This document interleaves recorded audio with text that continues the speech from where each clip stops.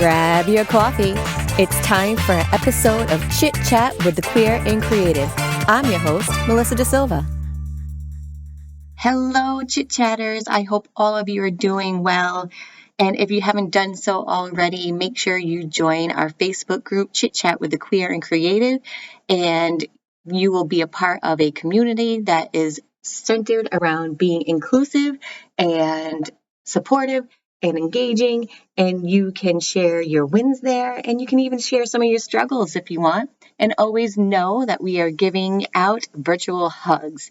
And speaking of hugs, my guest today, Rick Clemmons, is one of those people that I have met that anytime I see him, I just want to hug him.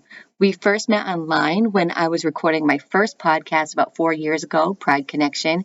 And he was one of my favorite guests then, and he still is. Over the years, we have continued to run into each other at other podcasting events, back when we were all able to meet in person. There was such a thing back then. And he always reminds me of an uncle that everyone should have. I enjoy talking with him, and I'm sure you'll be able to see this when you listen to this interview. Now, Rick Clemmons is a coach, a motivational speaker, an author. He's the author of Frankly, My Dear, I'm Gay, and the podcast host of Life Uncloseted, which I have also had the honor of being a guest on. So make sure that you head over there and listen to that episode and all his episodes. So I hope that you enjoy my interview with Rick just as much as I always enjoy talking to him. Hello, Chit Chatters. Thank you for joining me for another episode of Chit Chat with a Queer Coach.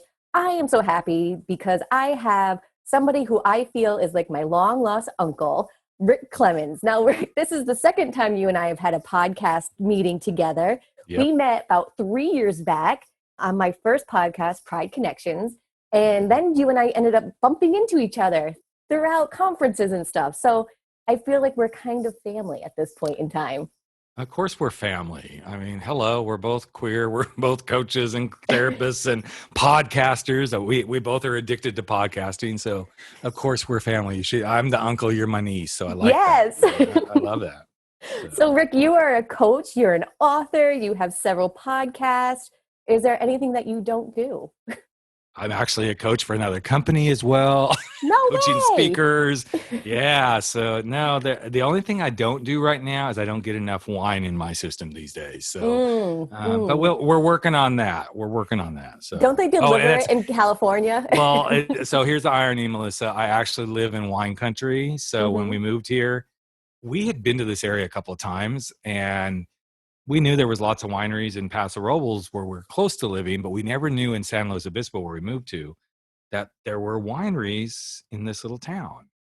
And so we moved in, and my husband had to go back to LA for something right after we moved here. And he hadn't been gone 5 minutes from the house. And suddenly he's texting me like, oh God, don't tell me you had an accident, whatever. He's like, did you know there's wineries 3 miles from the house? I'm like, you go, girl. We know what we're doing this weekend. So interestingly enough, I used to speak on a lot of stages about LGBTQ stuff and everything. When I moved here, I'm like kind of stepping it back, need to just focus on some other stuff. So in addition to everything else, I also have a wine consulting business that I work with wineries on employee engagement and customer service. So no, There's not much I don't do right now. So that's pretty impressive. So you have a very full schedule right now, it seems like.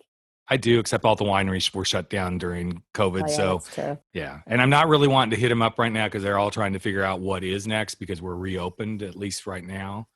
Knock on wood, knock on wood, knock on wood. Yeah. So it's interesting. And that comes from what a lot of people don't know about me is I was in the hospitality industry for years. And so before I came out, I was a nice little hospitality guy running hotels, food service stuff. So it's in my blood. It's in my genes. And that's why when I moved here, I thought let's see what happens if I want to kind of go do that. And I love wine. And I got a couple of gigs pretty quickly. And now I'm just kind of the wine slut that walks around telling people how to treat their customers and their employees. So for me, I don't think I have the palate for wine because it all tastes the same to me. Just tastes like my grandma's jug wine. And that's such an interesting thing. People are like, oh, you spend so much on wine, or, oh, is that, it's whatever makes it work for you. Yes, there's the sommeliers and things like that, but wine is such a personal experience. So, I haven't had that great experience yet, I think. Yeah. Well, maybe you just need to come out here. We'll take you around. We'll teach you the ropes. And our mutual friend, Mark Asquith, I remember the first time he came to California and we took him wine tasting because, Britain, they don't really have a lot of wineries there. And he's like, no, I'm a whiskey guy. And boy, by the end of the day, he's like, I think I'm a wine guy. That's great. A wine guy. So anyway. Oh, Mark. Yes, he's such an interesting person. So interesting. I love running into him at all the conferences we run into him at.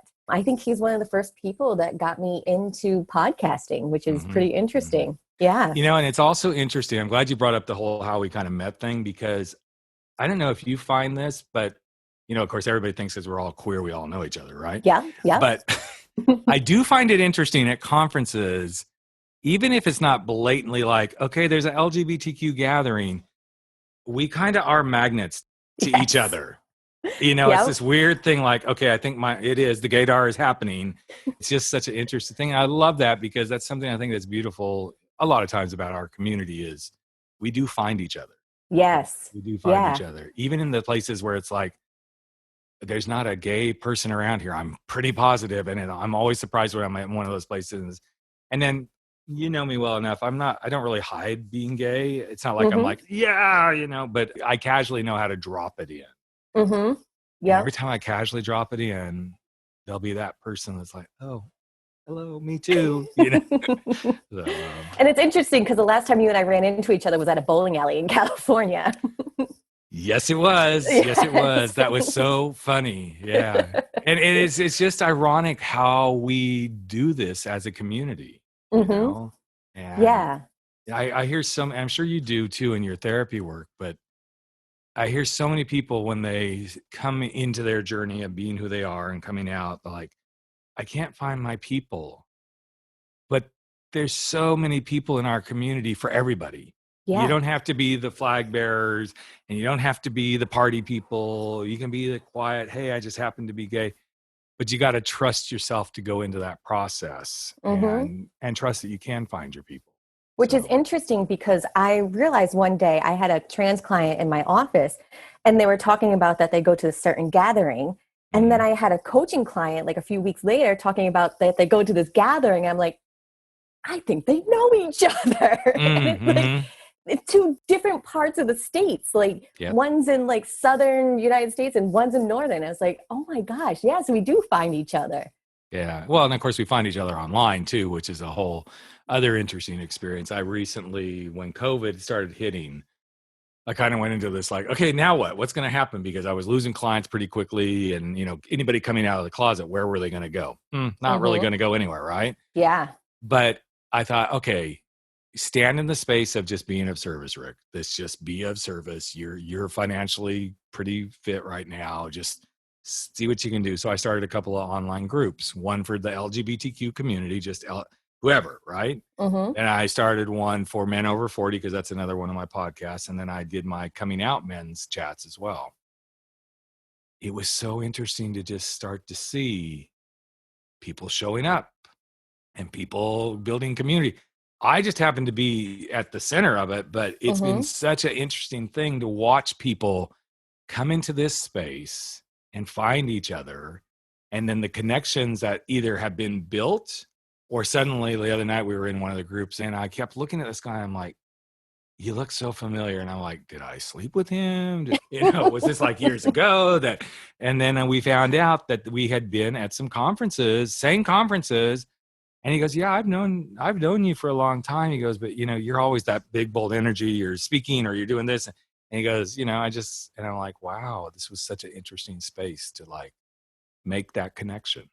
It wasn't Matt Maher, was it? Oh no, girl, we're girlfriends. We know each other like big time. So yeah. No, Matt's been on the podcast too. And oh man, I love doing it with him, but it's like, we're not even 30 seconds into it and he's running the show, Oh, like, yes. It's totally Matt's show by that point. But Here's a little known fact. Matt and I are both Oklahoma boys. I was in Oklahoma for a long time too. So It seems like he's carried the Oklahoma with him more than you have. well, yeah, because I wasn't born there. So I think there's this thing about, I mean, I was a native there for 10 years, I guess. If you'd met me right when I left Oklahoma, oh yeah, the alls would be there, and I'd be like, you know, girl, it's just this is the way we do it here, you know. Now I'm California, so I have to have that Cal. But every once in a while, when the wine is flowing, they'll be like, "Well, y'all know that ain't true now, don't you?" I'm like, "Whoa!" We had some friends over the other night, and we were having a little bit too much wine, and one of those y'alls came out, and they're like, "Are you possessed?" No, that's just part of my upbringing. So. Yeah, that happens to me too. If I'm around more people who are from New York or Boston, that accent does tend to come out. Oh, see, I just heard it in the Boston. Yeah, the Boston. Yeah. Yeah. And then we forget all our R's and everything's water and take the car. Water. Yeah. Yeah, it's interesting how accents change not so far away from each other. It's really interesting. I always think mine is the right one because then the people like land over here 1st. Yeah. Exactly. But you know, here's something interesting as a coach and you too as a therapist. I find it, people are like, oh, so you have a lot of clients in California. Nope. I don't at all. Most of it, very few, in fact, most of my clients are not from here. They tend to be in the middle states. Yes. I've got a bunch from Wisconsin. Yeah. And not going to knock the middle states, but we know it's not as, quote, LGBTQ progressive. So not surprising that that's where we find a lot of our clients and times. And I really feel for them at times because there are a lot of people who need that connection, but they can't go get it just because of literally where they live. Yeah. Yeah. And I think that's one of the great things about social media and having the internet show up 25 years ago. I mean, it's just changed our whole world in just 25 years, just be connecting all over the world. It's just amazing. Who would have thought we've been this far? It just blows my mind to think like 30, 40 years ago, things were completely different. Yeah. It's just nuts. Well, I mean, this will put that kind of in perspective. I hope there's some young people listening because they'll find this really fascinating. My husband and I, back in 2001, met online in a very archaic way online. So this was a site called Planet Out, and it wasn't necessarily a quote hookup site, but you know, it was like kind of hookup dating site, and it was in the days where you could have a profile and you could respond to profile, but when you respond to that profile, it sent you an email and you had to wait for that email to come to you, and then you could respond back, and then it had to go back into the system and they had to get a notification that there was a message for them on the side. Yeah, it was a long dating process. I worked so hard to get this man, let me tell you. It was like painful, but it was well worth it. We're on 19 years. So, hey, there is love in gay life. So kind of crazy. Yeah, but I remember having to do that. And I remember showing up for the first date and the gentleman was much shorter than he had made it appear.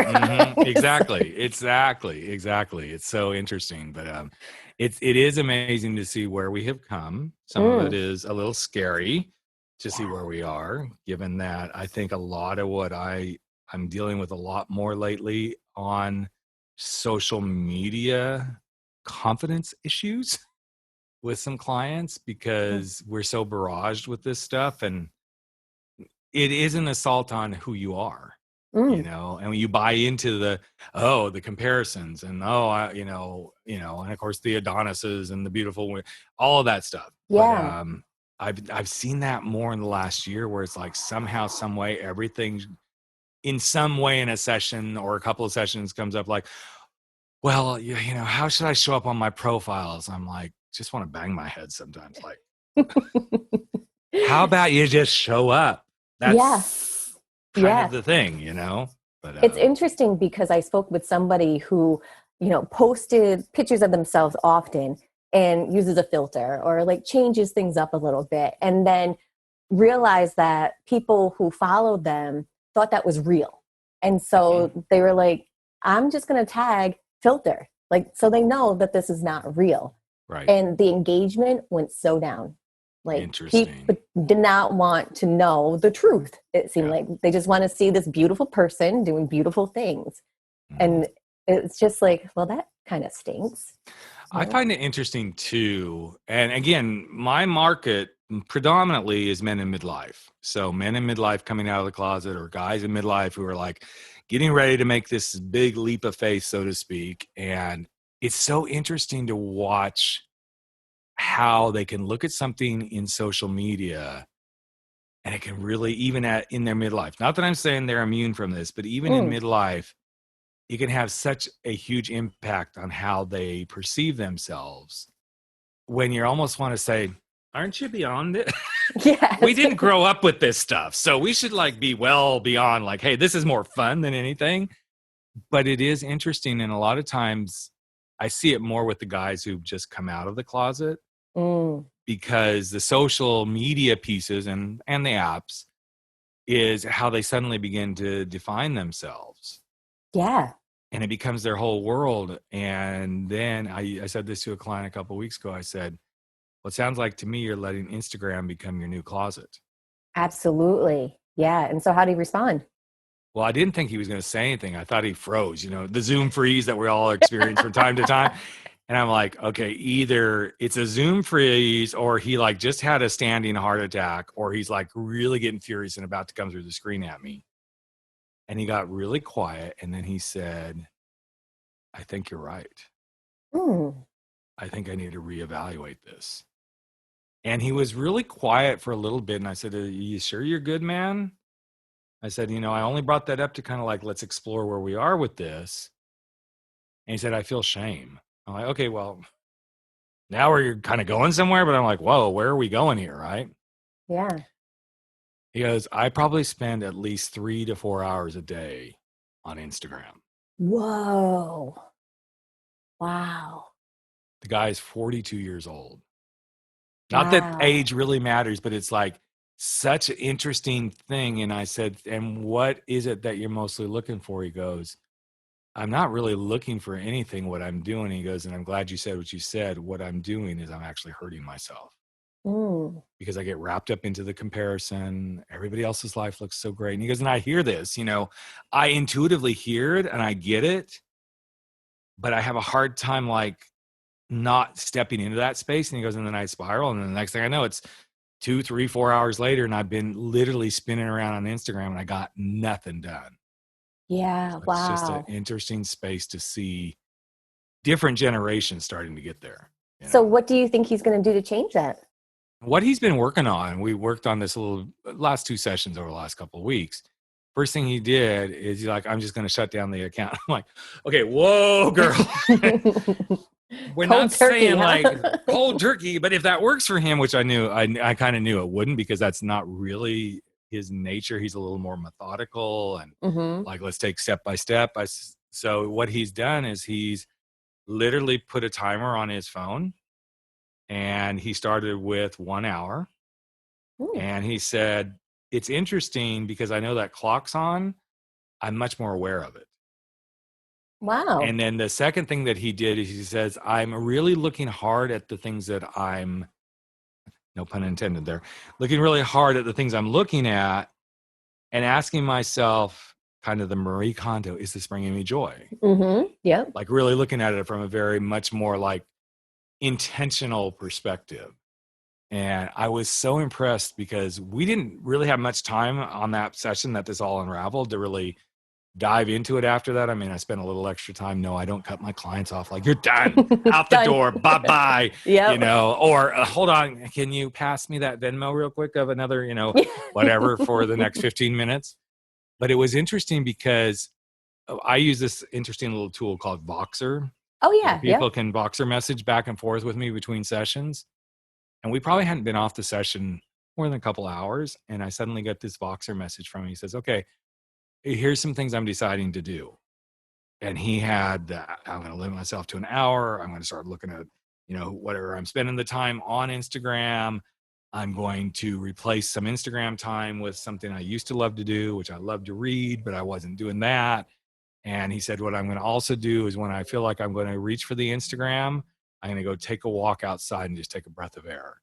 Now I was that just is like, a rock star client. Holy yes. crap. Yeah. And I didn't, I didn't wave some magic wand. I mean, yes, we would have said, normally, well, what would you like to do with that? What's something that you could replace with that? Or what's going to be the benefit of you thinking about making a change, because we want to anchor them into like, let's get to the base of this. Right.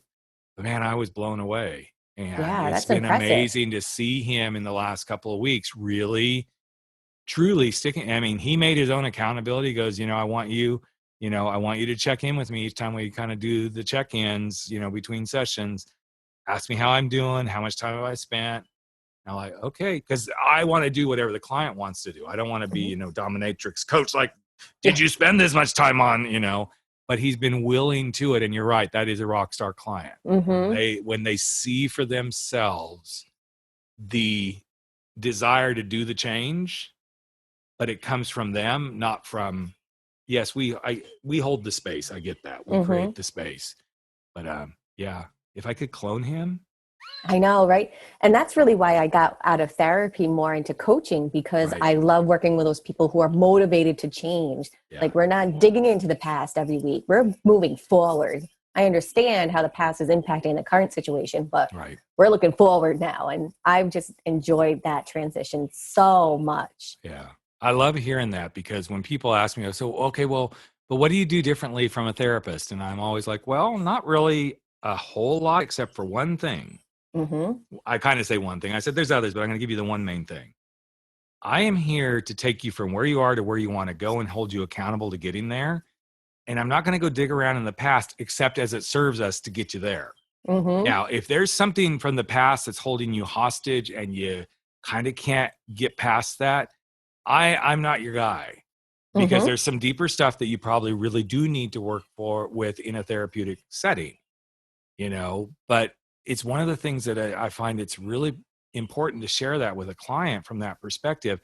And I have, you being one of them, I have lots of therapist friends who I would gladly, send somebody to if they're in the area, which, is therapy. You can't necessarily do that cross state lines and all that sort of stuff. But I believe the two can actually work really nicely together in so many ways. And I think it's important for both professions to really paint that picture. And I love when I have a therapist friend like you who kind of does both things, because you bring such a beautiful, rich piece to that, and I'm like, okay, I got a coaching certification and I put 18 months into it, but I am not unpacking that shit in your head. Sorry. It is not, it is not, well, it kind of is happening, but it's not at the depths that most people, and I'm joking, folks, it's not shit. Trust me, I've been in therapy many years. I get that piece. Not there now, but. Well, people ask me, like, how long have you been a coach? And I'm like, I think like 20 something years, because that's a lot of what I'm doing in therapy. And I went to school for 6 years on this. So right. I think I might have some time under my belt. Absolutely. And I've just loved it. I just love all the different types of personalities that I come into contact with. And yeah, it's just an interesting world that we get to be in, I think. Well, and I think it's such an interesting world that we're given the privilege to be in. It's so interesting when on those like very first calls or those first meetings that suddenly it's just, okay, everything, whoa, here we go. Everything is coming out, or everything is being held so tightly, because both things are beautiful. Because you can really see that they either really need somebody that they can like, okay, I need to be able to really talk about this, or I'm showing you part of what is why I'm where I'm at. And I think it's a powerful space, and it is a privilege. I always see it as a privilege. To get to work with a client, because they're giving me they're Jose, whatever, I can't think of his last name, but he's the NBC anchor on the weekends nationally, and he always ends the newscast with, "Thank you for the privilege of your time." And I remember the first time I heard him say that, I'm like, girl, I'm stealing that line, bitch. Yes. Because it's powerful. It is really powerful to think about, even in this setting. Yeah. Thank you, Melissa, for the privilege of your time to be on your podcast. What a great compliment. Yeah. Because time is something that we all have limited resource of. But yeah, we also have plenty of it if we choose to use it in the right way. Yeah, absolutely. I love being in that space. And even just creating the time for someone, the privilege. Yeah. Well, Rick, thank you so much for joining me today. I'm always glad to be anywhere with you. And I think it's a privilege. See how she's doing that, gang? She's like, you're done, girl. You're done. No, I'm kidding. Us podcasters, we know, like, okay, we're on the clock. Got to wrap it up. I just got a text from a client. I was supposed to be at a call right now. Okay. Well, that's totally cool. I love it. Miss you so much. I just love what you're constantly doing. And oh, by the way, folks, she's going to be on my podcast again in just a few weeks. So Woo! Watch out. We're kind of doing the hookup in a row here. So yes. Anyway. Well, thank you so much, and stay healthy. And I hope you get to go on vacation soon. Oh, we will. Bye. Bye. Thank you so much, everyone, for listening to today's podcast and all the podcast episodes. You could be anywhere else, but you've chosen to listen to Chit Chat with the Queer and Creative. And make sure you follow Rick on all his social media, pick up his book, and head over to Life Uncloseted and listen to all his podcast episodes. Now, if you are looking to create some meaningful transformation in your life and you're looking for a little guidance in that, head over to melissadasilva.com and sign up for one of my free consultation appointments, and let's chat and see how I can help you along in your transformation journey. So until next time, keep being amazing, keep being delightful, and keep loving each other. I will talk to you soon. Love you. Bye-bye.